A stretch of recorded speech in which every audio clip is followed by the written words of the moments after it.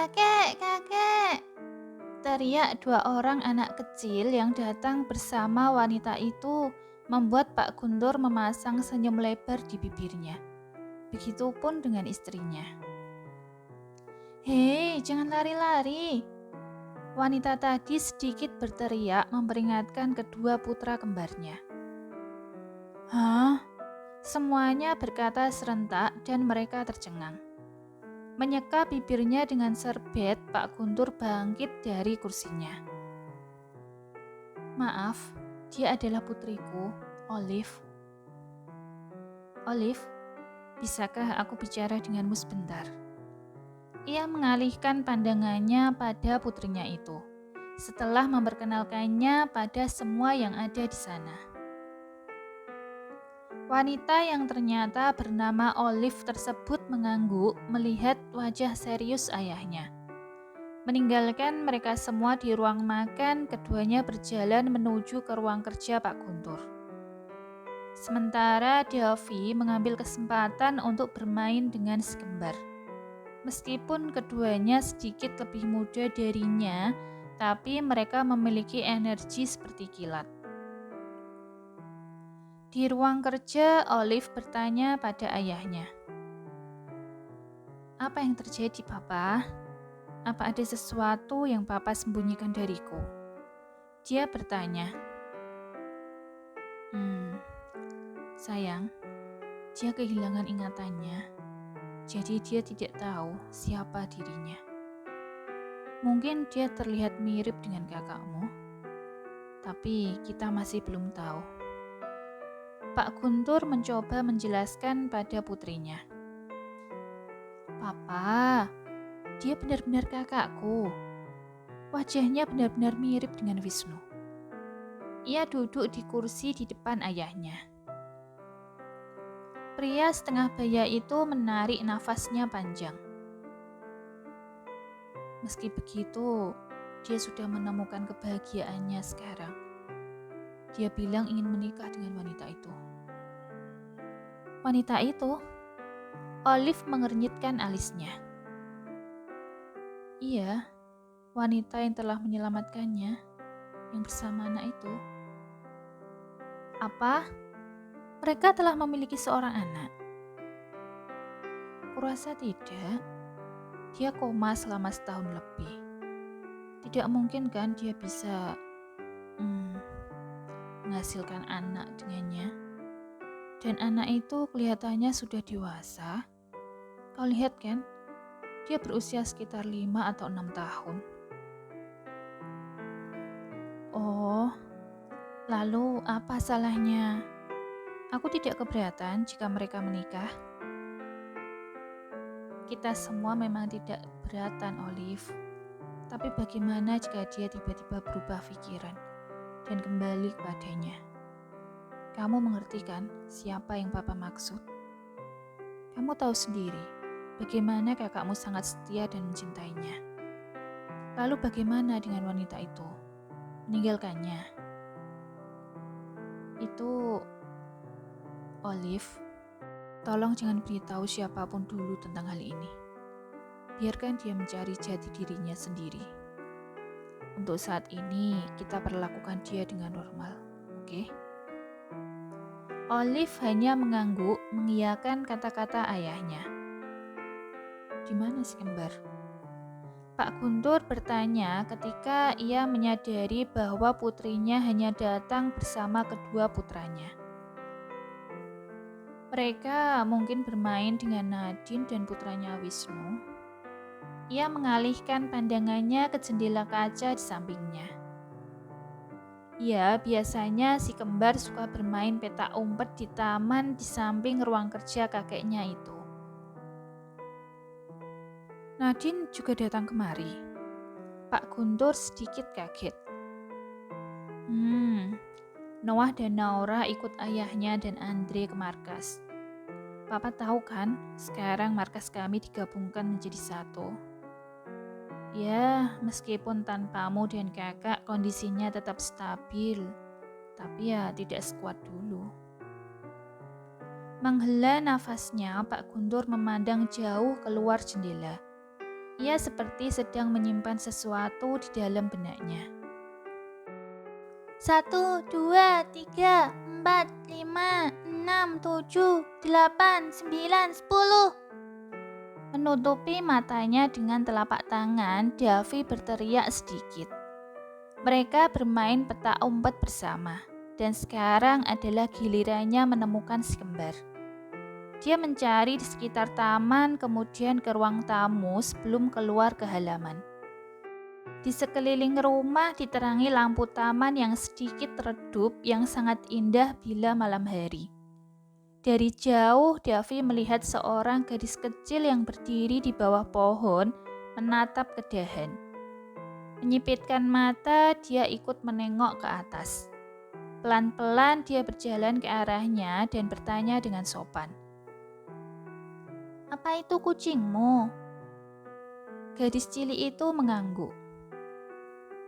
"Bagaimana dia bisa naik ke atas sana?" Dia bertanya lagi. Gadis itu menggelengkan kepala. "Apa kamu ingin aku membantumu?" Ia mengangguk lagi. "Oke." Dev lalu melihat sekeliling.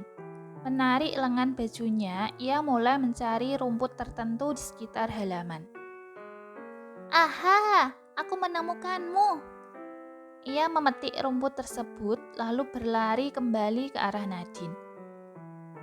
"Kata Dedi, kucing sangat menyukai rumput jenis ini loh. Ayo kita coba," ucapnya dengan bangga. Pergi ke bawah pohon, anak laki-laki itu sedikit berjinjit dan mengangkat tangannya untuk menarik perhatian kucing. Beruntung kucing itu menurut dan turun. Binatang lucu tersebut tertarik pada rumput yang ada di tangan Davi. Dengan lembut, ia mengusap-ngusap perutnya. Saat Davi sedang asik bermain dengan kucing, Nadine berjalan mendekatinya. "Nah." Anak laki-laki itu menoleh ketika dia merasa pipinya basah dan disentuh oleh sesuatu yang begitu lembut. "Terima kasih." Nadine menarik kucing itu ke lengannya sebelum kembali ke dalam rumah, meninggalkan Davi yang masih tercengang di sana. Gadis cilik tersebut berjalan masuk ke dalam rumah dengan wajah yang bahagia. "Mama bilang jika kita ingin berterima kasih pada seseorang, kita harus menunjukkan rasa terima kasih kita, kan? Aku sering melihat Papa mencium Mama saat mengucapkan terima kasih. Jadi ini sudah benar, kan?" Pikirnya dalam hati. Ini adalah pertemuan mereka yang pertama. Di bangku taman, Rosa menatap langit malam yang dipenuhi bintang berkelap-kelip. "Indah, kan?" Olive bertanya padanya. Seketika dia mengalihkan pandangannya pada wanita yang kini duduk di sebelahnya itu. "Iya, pemandangan yang bagus," jawabnya. "Aku dengar dia ingin menikahimu. Jadi itu sebabnya dia ingin menemukan identitasnya." Olive bertanya lagi. Rosa, ia tertawa kecil. "Aku tidak pernah mengatakan iya, tapi dia terus mengejarku." Apa kamu mencintainya?" "Aku tidak percaya lagi dengan yang namanya cinta." Suaranya terdengar sedih di telinga Olive.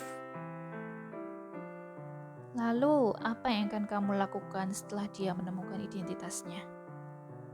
Apa kamu akan meninggalkannya?" Wanita tersebut memberikan pertanyaan mematikan yang menusuk ke dalam hatinya. Itu benar. Apa yang akan dia lakukan setelah Ivan menemukan identitasnya? Apa dia akan meninggalkannya? Atau tetap tinggal dan menikah dengannya? Apa dia benar-benar bisa melupakan Ken dan menjalani kehidupan dengan seorang pria yang dia tidak yakin dengan perasaannya? Ketika saat itu tiba, mungkin aku akan membiarkan dia kembali ke kehidupan lamanya. Aku tidak suka menjalin hubungan dengan pria asing. Kata-katanya ini terdengar di telinga Olive. Ia segera mengalihkan pandangannya dari gadis itu. Saran dariku, jika saatnya tiba dan kamu tidak bisa bersaing dengan lawanmu, dan kamu juga tidak memiliki perasaan padanya, lepaskan dia. Dia pantas mendapatkan seseorang yang menghargainya dengan sepenuh hati. Di mataku, dia adalah pria yang baik. Jika kamu hanya ingin menyakitinya, tinggalkan dia. Setelah mengatakan itu, Olive berdiri dan meninggalkan Rosa di sana dengan banyak sekali pertanyaan di benaknya. Kamu yakin akan pulang sekarang? Pak Guntur bertanya dengan ekspresi khawatir pada putrinya di ruang keluarga.